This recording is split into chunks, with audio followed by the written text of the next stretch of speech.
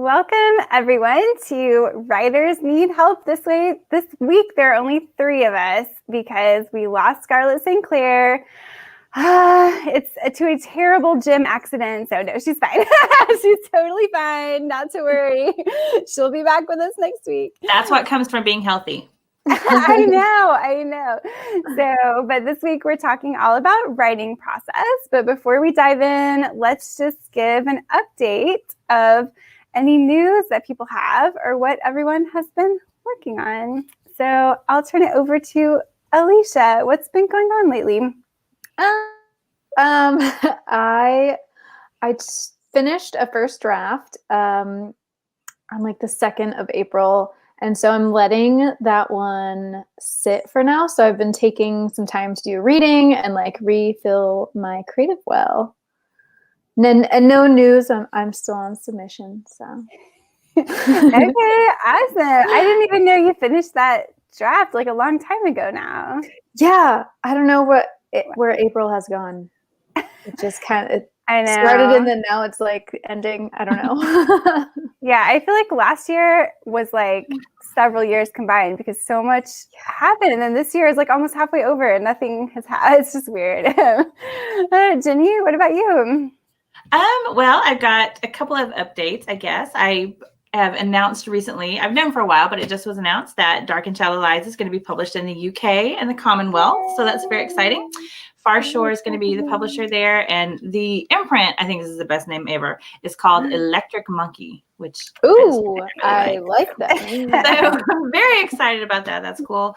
And other than that, I am working on book 2, which is due to the first part, like the first couple of chapters and synopsis due to my editor, like the 1st of May. So I'm desperately trying to get that done. That's going pretty well. So good. Okay, awesome. Yeah, I'm trying to think if I have any news. I just sent a new proposal to my agent, upper middle grade. She likens it to The Craft, but for like 13 and 14-year-olds. So I'm like, okay, I would have never thought of that, but like actually, I guess partly. And so I think she has sent that to my editor now. So that's kind of cool. And then just finishing up revisions on the big YA/adult project, so that's going to take a while. But yeah, so I have a lot of projects I want to be working on, and it's just gotta go through them all. So that's what I'm working on now. Yeah, so let's go ahead and move on. Oh, and I did read an interesting article, which I should have been more prepared to discuss, but there was an interesting article today in the New York Times about book sales in 2020. And one of the interesting things that came up was that 98% of the books published, I think this was probably like traditionally published, sold under 5,000 copies. And so it was kind of talking about how the different types of books, some of them sold really well if they were ebooks and they were on platforms like Amazon, and then bookstore sales, although bookstores overall saw a bump, it was kind of a bump that went to those big names that people already knew and debuts, or books from mid-list authors such as myself who had 2 books come out last year, had a rougher time of it, especially in those like traditional outlets like bookstores. So I don't know if any of y'all got a chance to look over that article. I will link it below after we're done. But did you have any thoughts about that? Just that I want Snoop Dogg's cookbook. That's yeah. It was a big seller. It doesn't surprise me. It's sad, but as working at a bookstore, that was kind of our struggle this year, was selling books, and really the only ones that like gave us a good impact, I would say, were authors already had a big fan base, and those readers have been waiting, or had been waiting at least, a couple months for that book to come out. So Yeah, it's interesting, but that's something that a lot of people don't realize. I think that that's actually kind of average for a mid-list book to maybe only ever sell between 1 and 5,000 copies or something. That's not like an unusual number. And I think that people don't necessarily realize that we're talking, traditional publishing. That would be an interesting conversation for me to listen to. Yeah. Of like what's a normal amount to be sold, because even like working at a bookstore, I don't know. I know what's kind of normal for our store, but like that's it. I don't know on the author side like what's normal. What are you shooting for? See around that too. Like there's a lot. It's very hard to find that information. Like nobody, even when you ask directly, like nobody wants to tell you. So it's a little sketchy.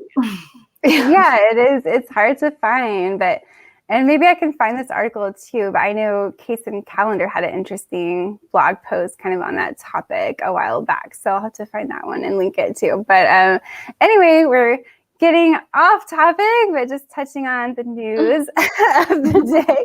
But today we are going to be talking about the writing process. And we are taking questions. So if anybody has a question and is watching, get that one in the chat. But I have my handy dandy questions. So we're going to start out kind of talking more about our writing habit, I guess, than the process. So my first question for you is, do you set daily writing goals or daily word counts? So I will turn that over to Alicia. So it depends on like what stage of writing I'm in, but for like say a first draft, I will set, usually my daily goal is a chapter, and all of my chapters tend to be around the same word count. And I usually also, so it's like I give myself like a 2-tiered goal. The first goal is like 1 chapter. If I can get a chapter done, I'll be happy with the day. I guess my stretch goal is just keep writing for 4 hours. And if I can get 2 chapters in, then even better. Wow. See, that's 4 hours is more than I usually spend, I'll say, because like I used to do word count goals and it wasn't a huge number. Well, and it depends. So I think if you talk to traditional authors, they tend to have a very different idea of what's a big amount, big word count goal. And listening to all these self-publishing podcasts, it's like, oh yeah, 10,000 words a day, obviously. I'm like, okay, well, so not much compared to that. But like my goal always used to be 2,000 words a day, because Stephen King in his book On Writing said 2,000 words a day is what he always did. And he writes those huge books. I'm like, okay. But then I found recently that time is much more useful to me. Doing it in little chunks. So I do 25-minute sessions, and my goal is to do 5 a day. So if you do that, that's literally 2 hours and 5 minutes total that you're doing in a day. And I found that I get about 2,500 words typically doing that. And so it's interesting because I'm getting more words and I'm spending less time. So I don't know, something for me, like even just getting into that flow state, I guess, for 25 minutes when I'm like, I have this app, that I've mentioned several times called Force, that, it forces me, like, I'm literally just going to do this. And it's surprising, like, how much gets done for me in those 25 minutes. So if I can make sure I actually do those every day, I get plenty done. So that's kind of how I'm working it right now. But I find it really hard not to get interrupted by promotion and admin tasks. So that's my struggle right now. So I've been going back and forth, like, do I want to try to do all admin on the weekend? And I just don't write, and I just do all the admin. And what I found is I will get so stressed out over the weekend because I'm doing a million things that doesn't seem to work. So I want to just, parse it out throughout the week. But then I really, really have to try to get all my writing done first before I do any promotional task. Because if I start with the promotional stuff, I will just go down a rabbit hole. It's so much easier. It's less of an emotional investment. So I will do that and I will forget about the writing for that day. So that is my challenge right now. But Jenny, what would you say writing habit? I'm more like Alicia. I count it more in chapters, and that's because numbers don't mean a lot to me. So like when you say a word count, that's like very abstract to me. Like I don't even know. I'm like, is that a lot? I don't know. Numbers are hard for me to get my head around, but I know what a chapter is. So I try to do it that way. And usually depending on where I am in the process and how much of a hurry I am to get it done, it could be, a couple of chapters a week, or it just sort of depends on what that deadline is. But I usually measure it that way. I don't, and I know the advice always is write every day, but I don't write every day. I do when I'm on deadline, obviously, and I've got to get something done. But I also have a kid, and a life that gets in the way. And so I don't necessarily write every day, but measuring it out sort of with weekly goals is the best way, I think, for me to personally stay on track. Yeah, I like it. So how do you stay motivated, I guess, is the second question. So for me, like having the goals is great, but how do you stay motivated to do the project and like in between projects too? Because I know I used to be more like a binge writer, and that was something I really wanted to change this year, because I used to be someone who would be all in on one project and just doing just wild amounts of words until it was done. And then I would be so drained from that I maybe wouldn't write for a whole month after that. And so I just wanted to become more balanced so that I was doing a little bit every day, and in that way, getting more done overall. That was my goal. But what have you found helps you stay motivated and kind of be regular about your writing? Go to Alicia. So for me, at the beginning of writing, when I first got into it like years ago, even up until like the beginning of last year before everything shut down, I had a day job, which I hated. I hated all of the day jobs. Sorry if anyone's watching that I worked with. Day job. It wasn't the people, it was the job. So I was really motivated on nights and weekends to change my career, to change my job. Now since last, I guess now it's been a year since last March, I've been basically a full-time writer. What keeps me motivated is getting to the end. I hate first drafts. I hate them. I also hate revising. Like I hate like the part of the work that like is awful. Like you know the words aren't the right words, but you keep having to like put the wrong words down before the right ones come. I don't know if that's everybody, but that's for me. So I stay motivated in just that I am like a perfectionist and I just want to get to the perfect product, which doesn't happen, but a good enough project is as good as I can get it in the skill set that I have. Now this draft that I just finished, there were a couple of times where I got really frustrated with it and I wanted to quit, and shiny new ideas were popping up. And so I gave myself a reward system. I was like, if you get, so I also only write like 4 days a week. So I like the weekly goal is like 4 chapters, the stretch goal is 8 chapters. But if I get at least the 4 chapters, I allow myself to work a little bit on a shiny new idea. So it's like, it's like a treat. I don't know. It's all a mind game. I just have to give myself treats. And also sometimes I'll write it in a calendar so that I can like check it off or cross it off. And that makes me feel really accomplished and spectacular. Yeah, I like that. I definitely do. I have a paper planner for sure that I do everything, and I do my writing goal like every day in there too. So I love everything has to be checked off for sure before I could move on.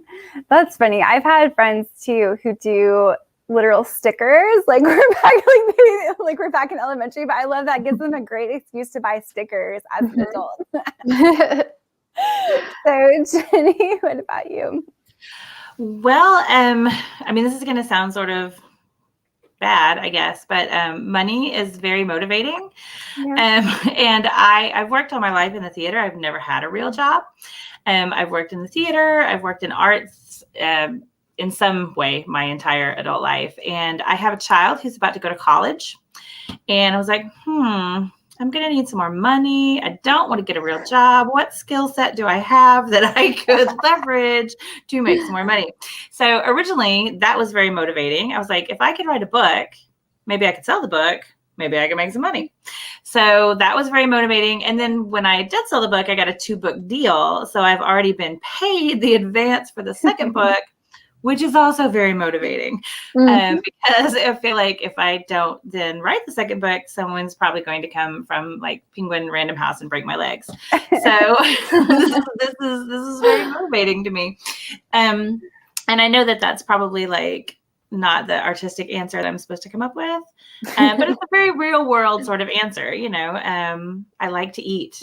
I like my electricity to be on. So that's very motivating. And then I do the same thing Alicia does. I sort of bribe myself, only not with other writing, because although that is really good of you, that's impressive. But I usually bribe myself with like, if I finish this chapter today, then I can have like some free time tomorrow to do a thing that I want to do, or like, you know, something like that. So I do give myself little rewards like that too.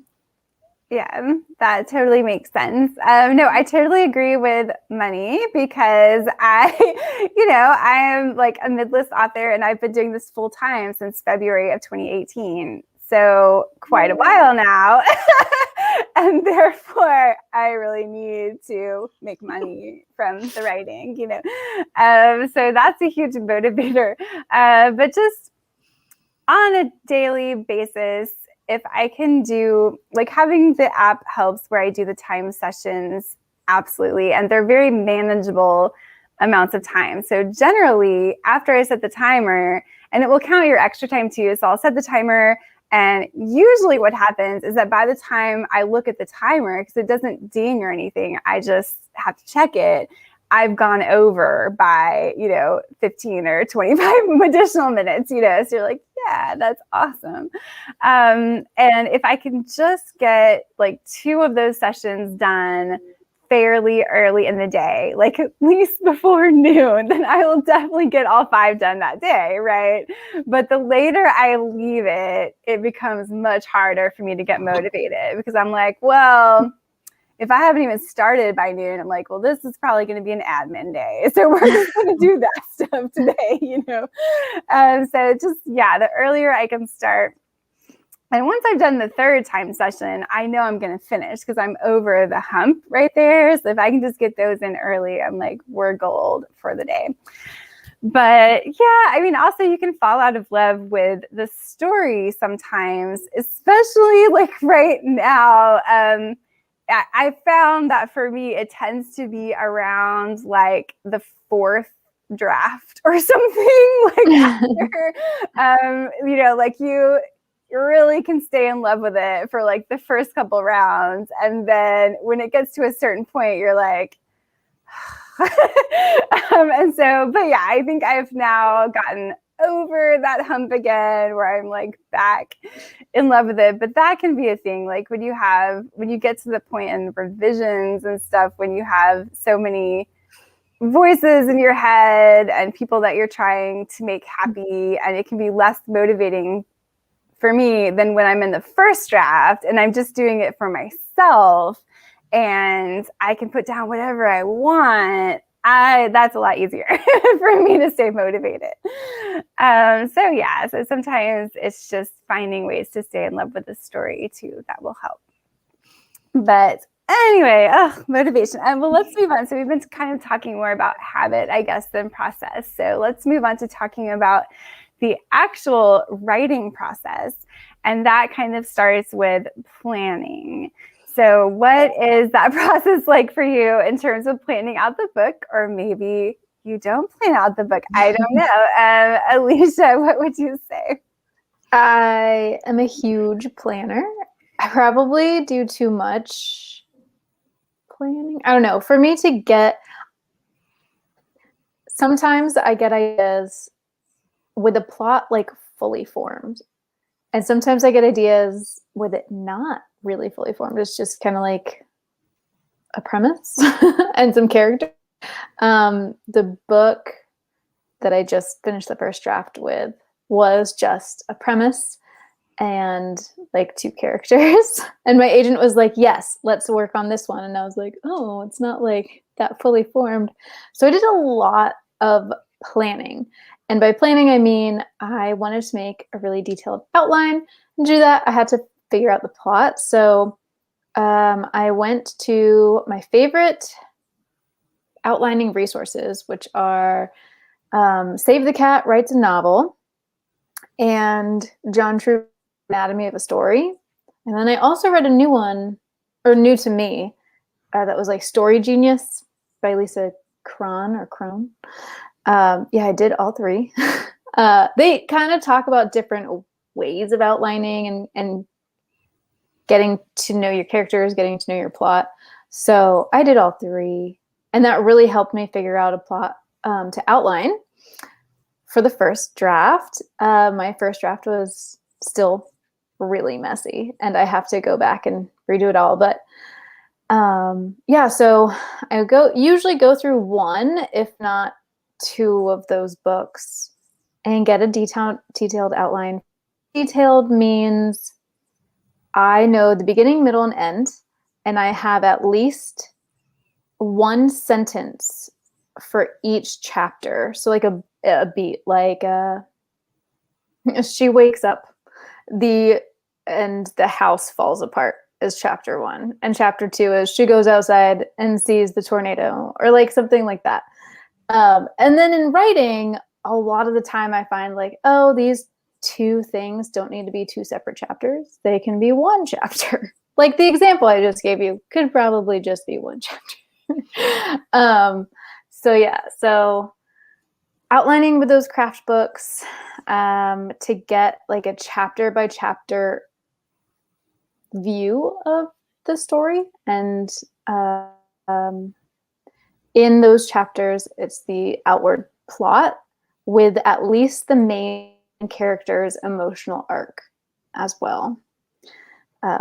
It sounds like when I'm done with the outline, I'm like, this is perfect. The first draft is going to be perfect. Everything makes sense. But then by the time the first draft is written, I'm like, oh, okay, not everything's making sense. But yeah. Oh, wow. Yeah, that is detailed. I'll say, I mean, so I tend to never break it down to the scene level like that, or the chapter level. So I like to use something called the 7-point plot structure that you probably heard of. I know author Dan Wells has a good video and talk about it, probably on his website. But yeah, it's from screenwriting, and it's just kind of 7 main points of the story. And I will do that.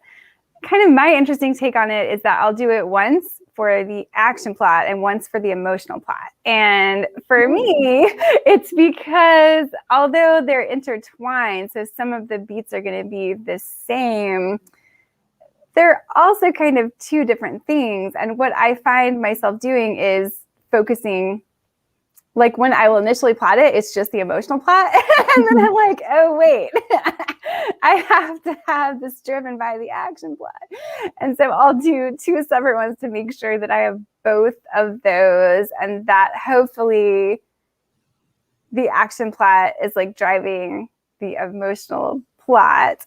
But yeah, those are that's my favorite one to use. But as you can imagine, when all you have are kind of those big character moments, like essentially it's like, here's, the inciting incident, like here's how your character was in the beginning. Here's the inciting incident that sets them off on their journey. Here's the first plot point. Oh no, things have gotten really terrible. The midpoint is when they decide to take action into their own hands, and they're not just reacting, they're acting.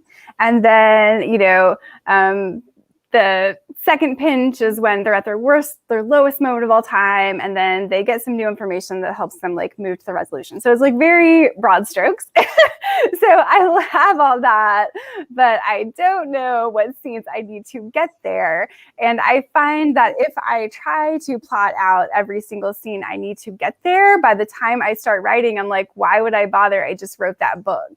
Like, it just seems stale for me at that point. And so I'm that type of person where I need to have a combination of having the very broad beats, but being able to discover the rest of it as I am writing so that it feels fresh and I'm excited about it. And I feel like these characters are real and like they're coming alive. Otherwise, if I've already plotted it out, I lose all motivation to even write it for me because it just doesn't feel real anymore.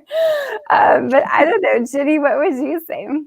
Well, I kind of do a combination of all of the above, although I'm more like you. I don't plot it out to the scene level exactly.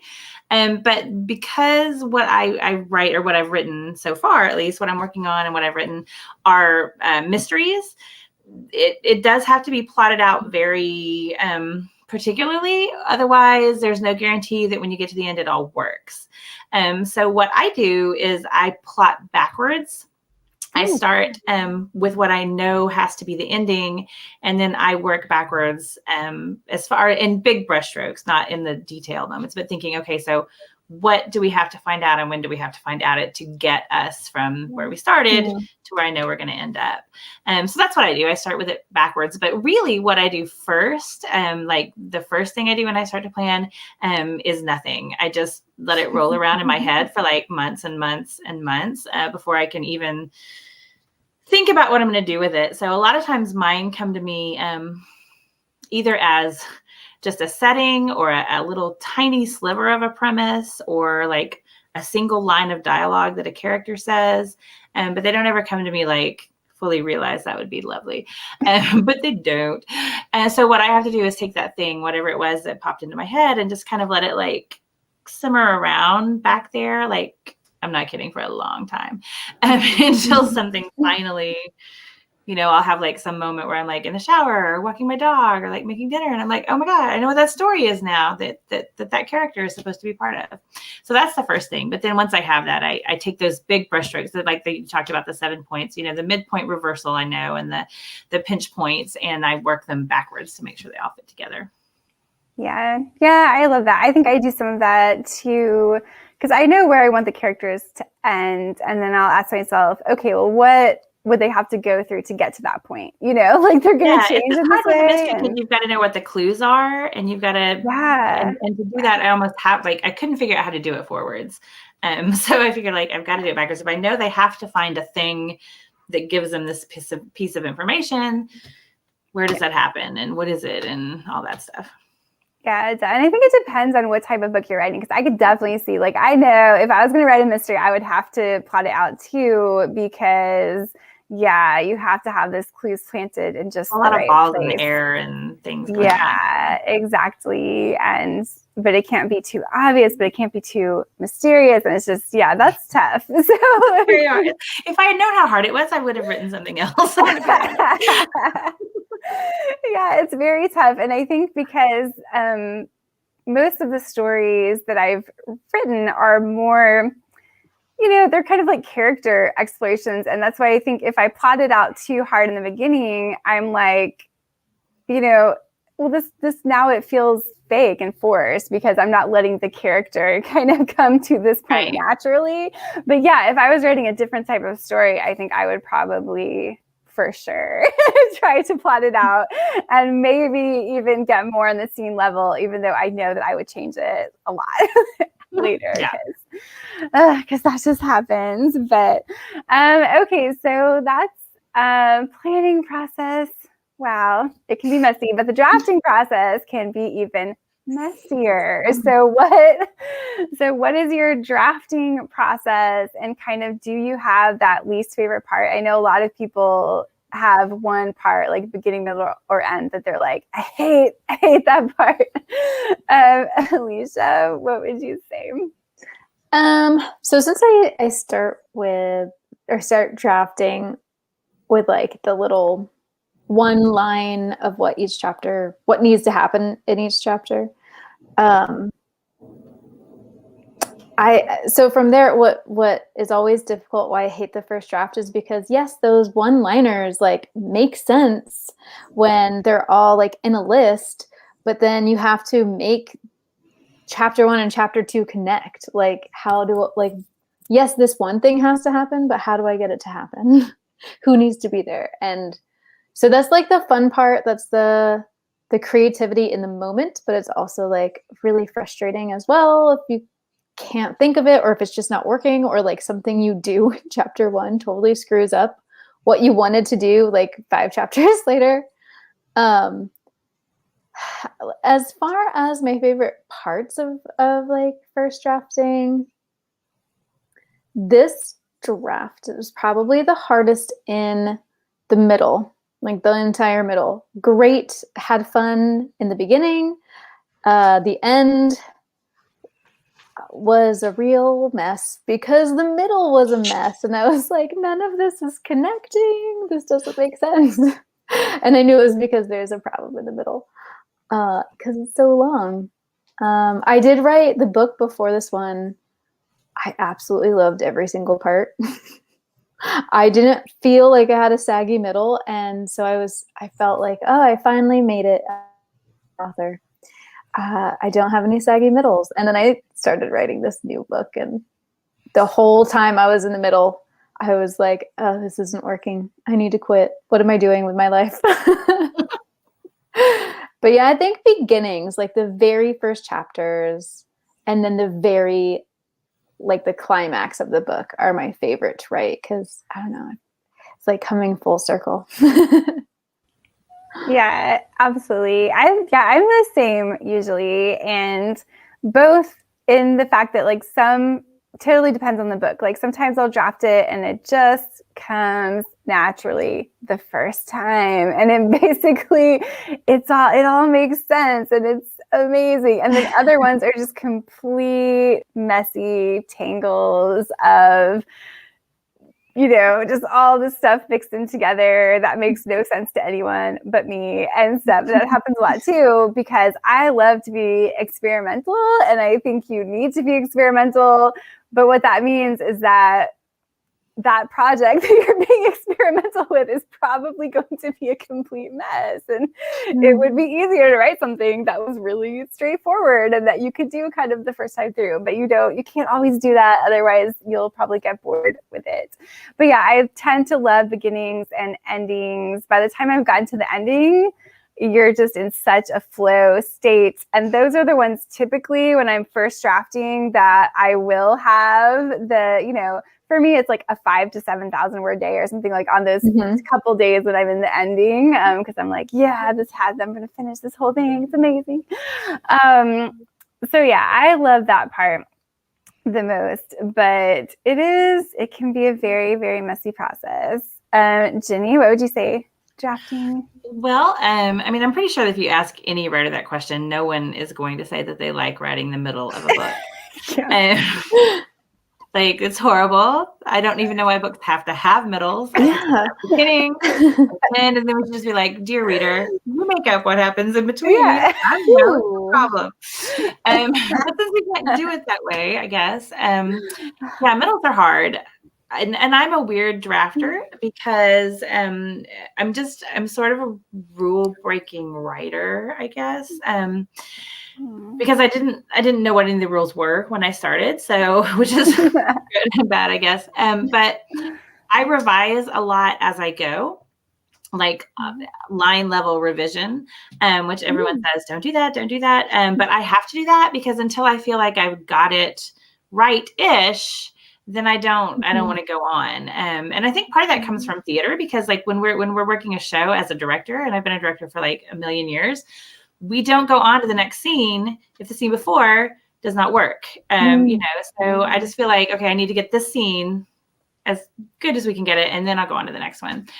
So that's my drafting process. And of course, then there's a whole second and third and fourth level of revision that happens after that.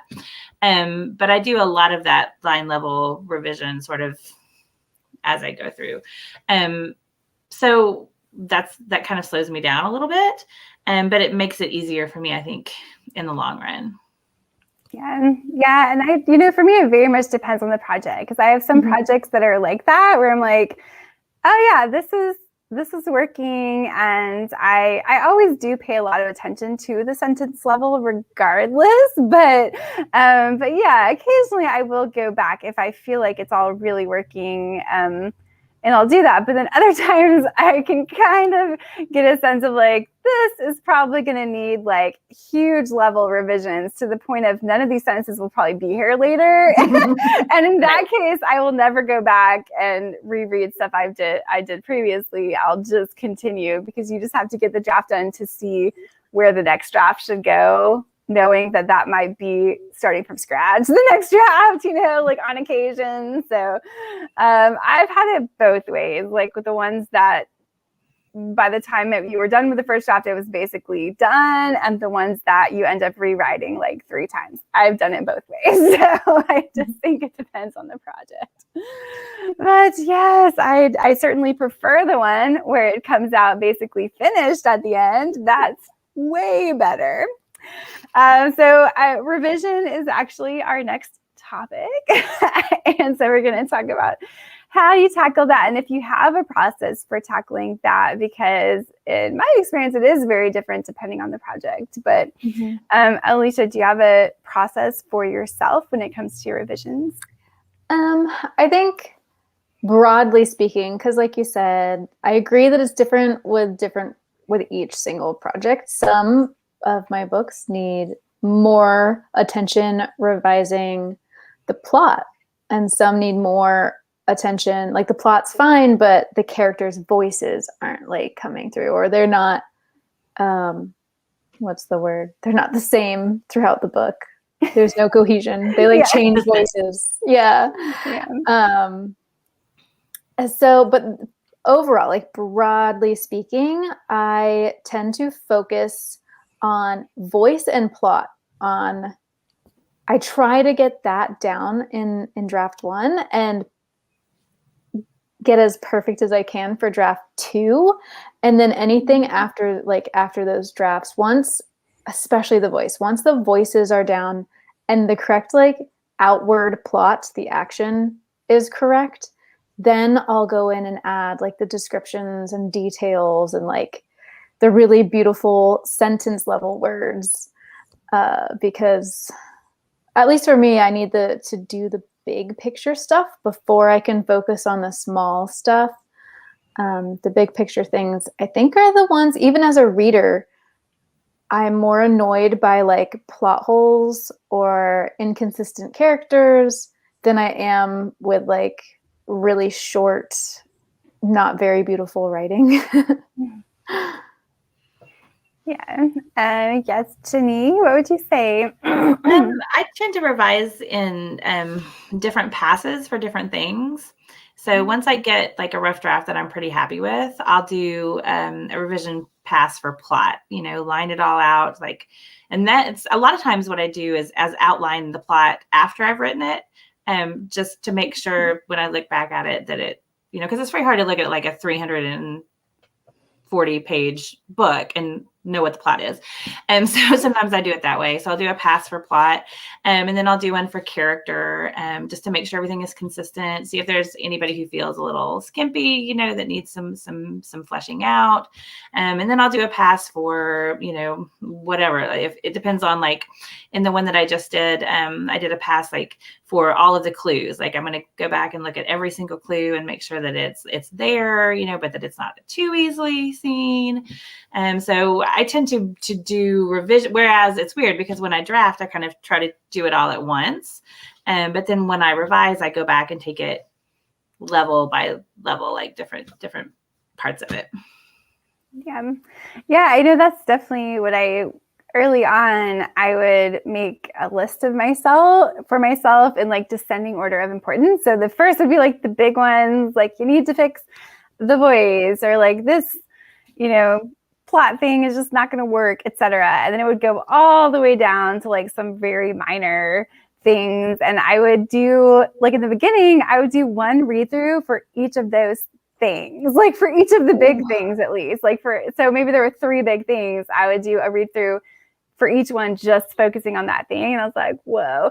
And then what I learned was that you are going to have to read through this so many times once you sell it, because not only generally you'll have at least 2 like developmental passes. And then for me, I guess it has depended on the publisher, but sometimes you'll have you might have 2 to 3 copy edits and then 2 to 3 proofreads. And it's like you're reading, and if you're going to read through the whole thing every single time, and that's after you've done revisions with your agent. And so doing the revisions by myself now, I don't read through it from start to finish that many times. Like I'm actually kind of selective. Like I will try to protect myself from having to read through the entire thing that many times in the early stages, because I want to stay in love with it for as long as I possibly can before I read it 15 times,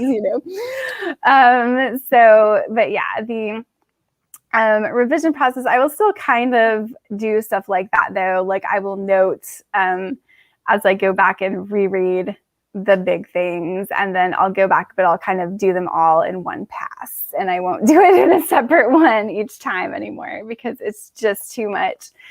And then I've also found now that it's better for me to, because of not wanting to read it through so many times and realizing that there are going to be so many other people kind of involved in the process with traditional publishing, that I will send it off to beta readers like at an earlier stage than I would have previously, just to get the feedback of like, okay, because often it will totally make sense to me, but it will not make sense to anyone else. So just getting that feedback will give me some direction for the next draft instead of just me going back and changing what I think is going to be the issue. It's better to get several pieces of feedback from beta readers at once, and then be able to just implement it all in one read through for me. So yeah, I'm kind of streamlining nowadays that I've learned a little bit more about what the process is like.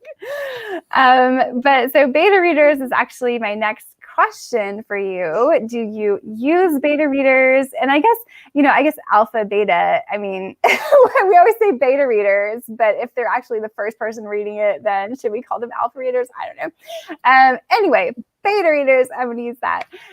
Do you use them, and where do you find them? Like, who do you use as your beta readers? For me, I mostly have used critique partners. I have 3 that we consistently meet up every 2 weeks, and we exchange 2 to 3 chapters. So I use that, and then like, I don't know, probably after the second draft at least, unless I'm really confident in the first draft, I will send it to at least one of them, sometimes it's 2 of them, to read the entire thing and give me like, big picture feedback or like reader feedback before diving into that next draft. So I found them through SCBWI, Oklahoma. The first one I actually met on my first night, my first event, back when we got to all meet at Full Circle. We were both looking for the group because it was both our first times. And then we like exchanged numbers and we're like, do you want to try critique partnering together? And that was like cute. That's very nice. Yeah, it was a writer meet cute. Yeah, that was like in 2000. Oh my gosh, like 2016. It's been a while. We've all been together. Wow, I love it. That's cool. And so the Society of Children's Book Writers and Illustrators, too, if people don't know about SCBWI, that's a great group that we're all a part of, actually. Yeah. So Jenny, what about you? Have you used betas? I'm kind of like Alicia. I don't have any beta readers really, because I don't really know where you get those. But I do have some critique partners that have been mine for 5 years, probably 4 or 5 years, and they are awesomely talented writers and readers. So they're very helpful. I don't share my rough drafts with anybody, just because the feedback I find that I get at the rough draft point is not very helpful to me. Because most of the time when I'm talking about rough drafts, I know what the problems are. I just haven't figured out how to solve them yet. If I knew how to solve them, they'd be solved. But normally I know what they are. But once I get, to a certain level of revision, then I find that those critique partners are really helpful, mostly in asking questions. Like, I don't understand this. I don't get this. Why does this happen? And I'm like, oh, I thought it made sense, but okay, let me clarify. Yeah, exactly. Yeah, for beta readers, I just will use author friends. And so then we can do a swap at some point. It's like, hey, would you read this? And so I have a lot of author groups that I'm a part of, and Alicia read my messiest thing ever, right? Oh. Yeah. So, I mean, it's funny because, like I said, every project is different. And this one project is just like it's like a passion project, but it's one of those things that just doesn't really fit anywhere. And it's like experimental, and it's not surprising that it didn't make sense to anyone. But like at the time I sent it, I think it was a second draft that I sent. And it's just like, if you get to that point where, even though it's this wild thing, like it's literally as good, you cannot see beyond that. Like it literally is as good as it can be in that moment, then send it on. Like if you have developed a network of people and you're able to be like, hey, I have this thing, do you want to swap or something? Maybe at a future date or whatever. If they don't have something ready to send, then it can be really helpful because I think I've lost all, like early on, of course, when you very first go to like the critique groups and whatnot, you're like very nervous to share your writing. And at least I was like sweating and just like, you're like, oh, they're going to read it out loud or whatever. And then as the years go on, like, yeah, just read. Like this thing I wrote, it's like a total mess. It's garbage. Just read it. Like I know, like I lost all qualms about like that. Like just tell me what you think. But yeah, I agree. Like the taking it from a reader's perspective is what is most helpful for me. So all I want is like someone to give me their feedback. Like if they read this as a reader, what are they thinking? What is confusing them? How are they interpreting this? So that I can be like, okay, you mean this like dream mermaid like doesn't make any sense or like, fit in with the plot at all? What? Whatever it is. So I think that's really helpful for me. And that is another reason why it is useful to be networking with other authors.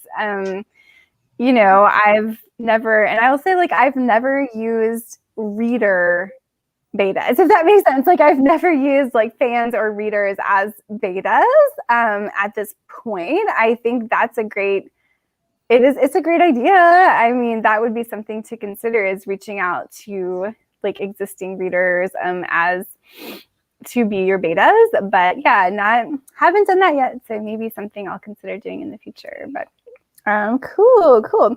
So yeah, in that situation though, how do you then determine what feedback to take and which to ignore, especially if you have gotten feedback from multiple critique partners or beta readers and they completely conflict, right? Like what?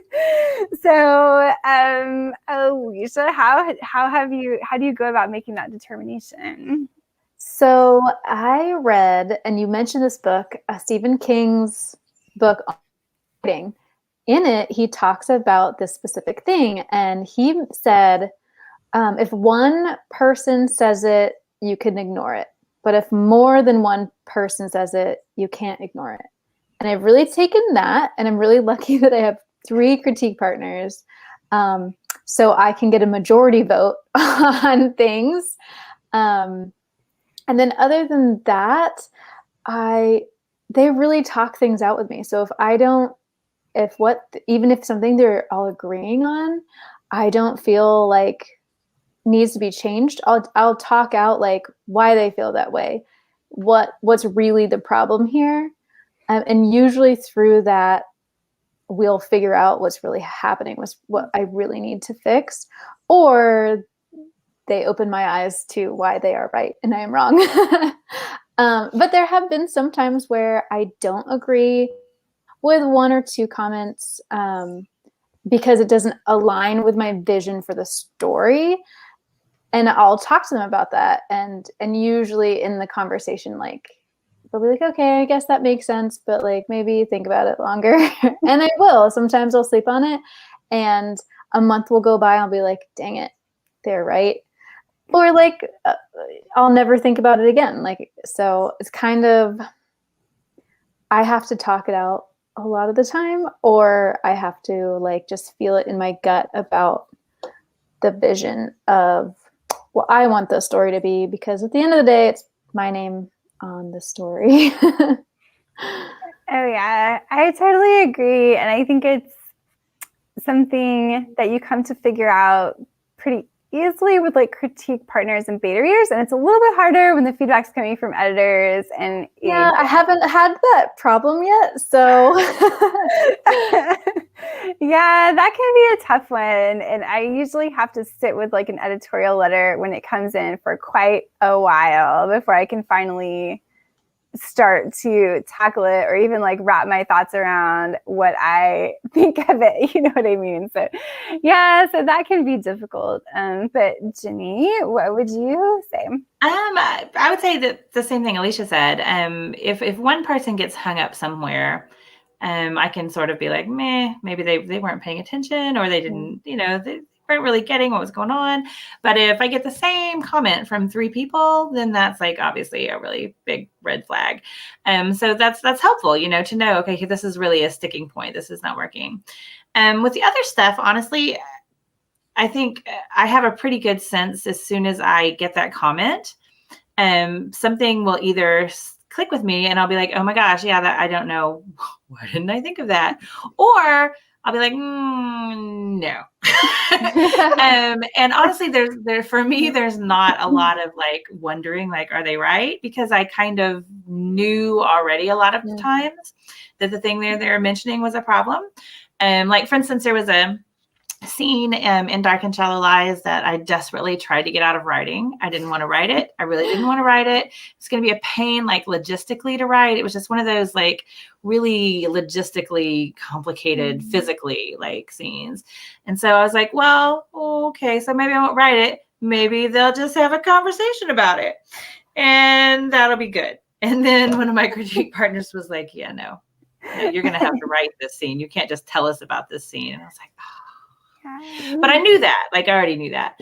So a lot of times it's feedback that is actually sort of reinforcing stuff that I knew already in my head, but I didn't want to admit.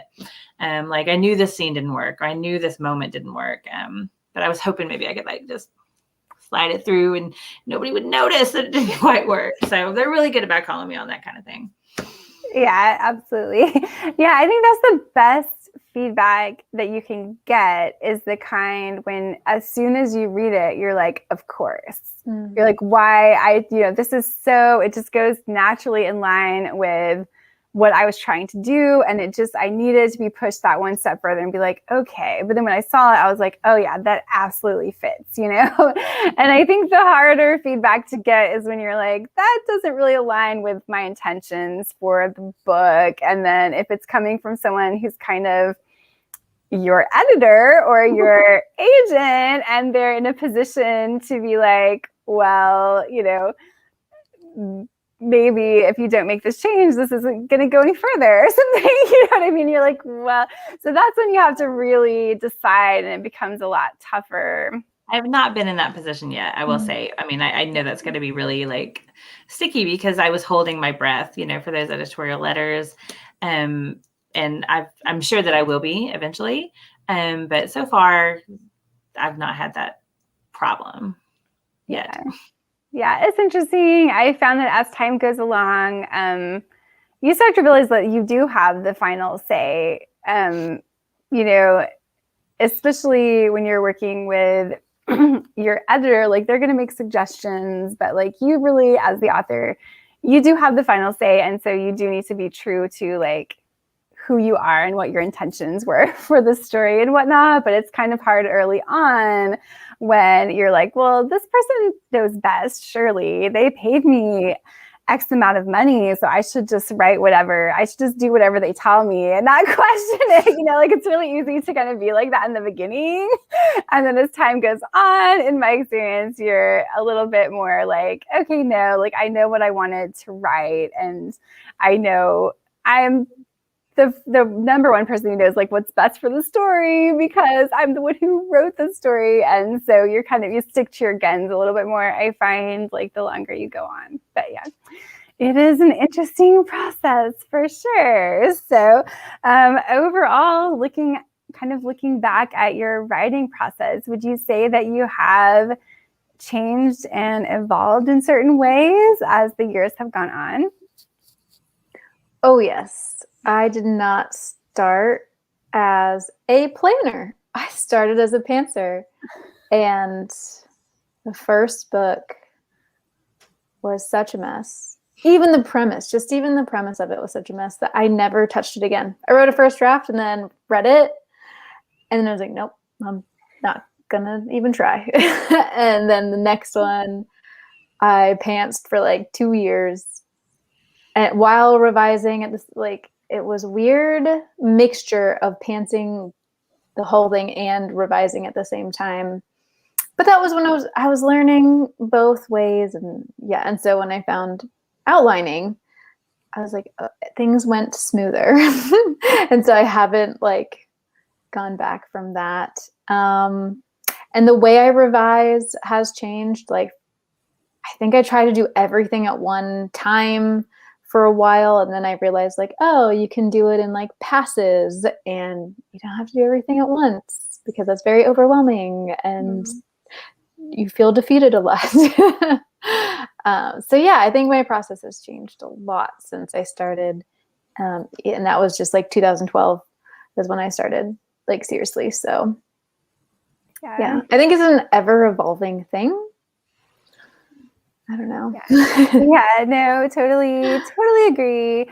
Yeah, for me, I think one difference between me starting out and a lot of people starting out is that I never clung to any one manuscript. So I wrote like way more throwaway manuscripts, but I wrote like 5 or 6 of them all in like a 3-month period or something, you know what I mean? Because I was just like furiously writing. And so yeah, I have like 6 manuscripts I'll never look at again. They're terrible, but that's just how I learn. I think it's like I have to do the whole thing from start to finish.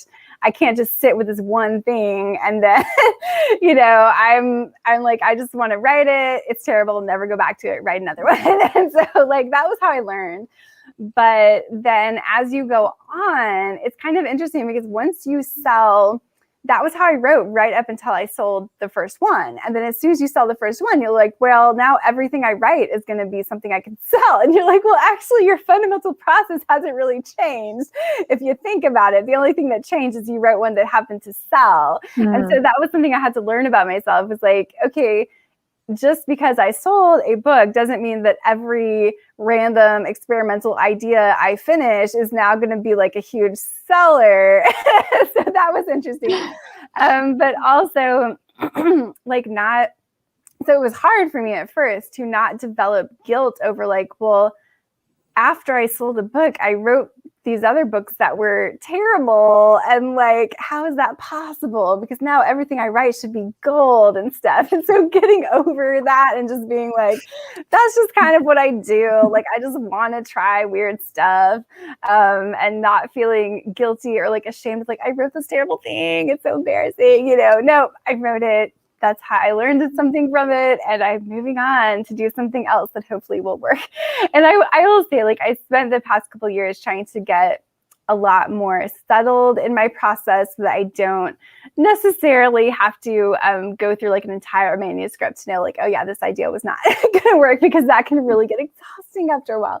So I've evened out my process a lot, and I don't necessarily, I don't do those types of experimental projects in general. I'm a little bit more deliberate about what I will work on. So that's definitely something that I have learned about myself, and doing the 7-point is really helpful, even though I don't do like a full detailed outline to know if it is something that is going to work. But then also leaving room to be experimental if you want to on occasion. Like you said, you have to have those weird passion projects or you're just going to lose the love of writing. So I still do that stuff to this day. And on revision, well, my brain I had this great, amazing advice I was going to give on revision, and then it just flew out of my brain. So maybe it will come back. But Jenny, what would you say about your evolution? I would say most of my writing process has not changed that much. What has changed is that I've sort of figured out what I want to write, which I didn't know when I started. I just knew that I needed to write something so that I could sell it, so that a publishing company could write me a check, and then I would not have to go to work and get a real job. And then it took me a little while to figure out what it was that I actually wanted to write. But the process of writing hasn't changed that much. I spent a long time on the first thing that I wrote, like longer than I would ever spend on anything now. And not because I was like working hard on it every day and it took a long time. It just, I'd work a little bit on it and then not work on it and then work a little bit on it and then like leave it alone for months. And what I found out by doing that was that by the time I was done with it, I did not like those people anymore. I didn't want anything else to do with them ever again. I have friends I know that have been working on like the same novel for 6 years. I cannot do that. I can work on it for like 6 months. I'm good. And then I'm like, I don't want to spend time with these people anymore. I'm sick of them. I need new friends.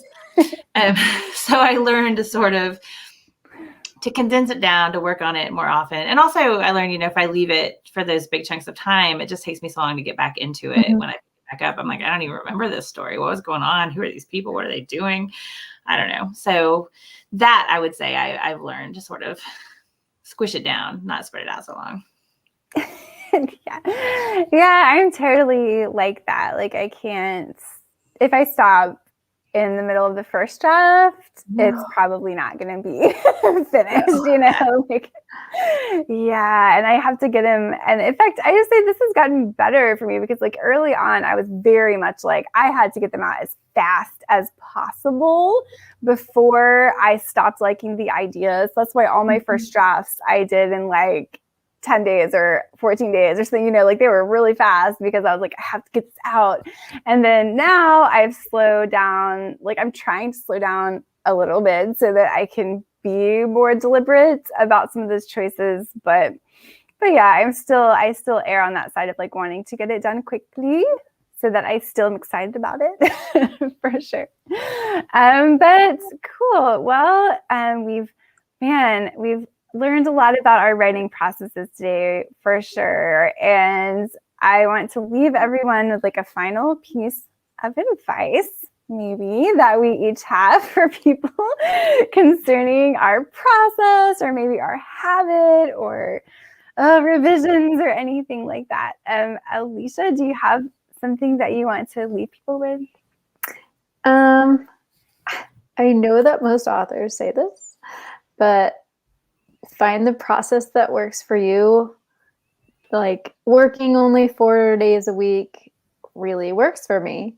I need the downtime of those 3 other days for my brain to like refill the creativity so that I can throw up words the other 4 days. But that's not for everyone. Some people want to, it's better for their lifestyle and for their brain to write in smaller chunks, but every single day. And then I know some people who only write on Saturdays. Like that's because of their life. That's the only day they have. So that's what they do. So there's no one correct way to write a book. So try everything and find what you like best. Absolutely. Jenny, what would you say? Well, Alicia kind of stole what I was going to say. So I guess what happens when you go first. But I would say, yeah, don't let anyone tell you what the right way to write a book is. I break a lot of rules in my process, that people would be like, oh, that's I'm shocked. That's not how you're supposed to do it. But it works for me. So find what works for you. And then also just kind of to add to that, don't be surprised if what works for you on one project does not work for you on the second project. So don't be shocked and afraid to change your own process from project to project, or even midway through a project. If you feel like you're bogged down and you're not making the progress you want to make, maybe shake things up and try things differently. Totally. I have one friend that swears by writing all of her first draft in pen on legal pad. That makes me so anxious that I want to die. I can't do that because mine would be like nothing but crossed out marks. I change every word like 14 times. So I don't know how she does that. But it works for her. So find what works for you. And if it stops working for you, then find something else. Oh, I love that. I love that. That's great. Yeah, it definitely always changes. I would say a couple of things. First of all, just in terms of time, it's really surprising how much you can get done in like 15 minutes. So even if you only have 15 minutes a day, set a timer for yourself and you can write a book in 15 minutes a day, so don't be afraid to use those little chunks of time. Secondly, I would say don't let guilt stop you from writing, because it's really easy to feel guilty about not writing words or feel guilty about starting a project that didn't work out and now you've like wasted that time, right? Well, it wasn't a waste of time, and feeling guilty is just going to prevent you from writing more words, because now you're just going to stew in your guilt and you don't want to start words again, because what if that project doesn't work either? So try, if you can, just to realize there's value in every one of your writing experiments. You've learned something from them that will make you a better writer, and try not to feel guilty about not getting your words in or doing a project that didn't work, and just sit down every day and like it's a fresh slate and you can start new. So I think that's a big thing. Like in conjunction with that, I would say don't be afraid to give up on something either, because I think sometimes we feel like we are going to be a failure if we start a project and then it doesn't work and it gets to the point where we just would be better off dropping it and like doing something else. Like we want to have the mindset, oh, but if I just do this, if I just put like more, if I just bang my head against the computer a few more times, this one is going to work. And sometimes you can make it work, and sometimes that is the answer. And I think it's something you'll start to figure out in your gut, like, okay, this one will work and it's worth putting my time into. Or this one, it's okay to quit or to set it aside for now and to move on to something else. Maybe that's the best thing for you right then. Maybe you need to try a different genre or try writing for a new audience or something like that. It's okay to set a project aside and even to never come back to it sometimes.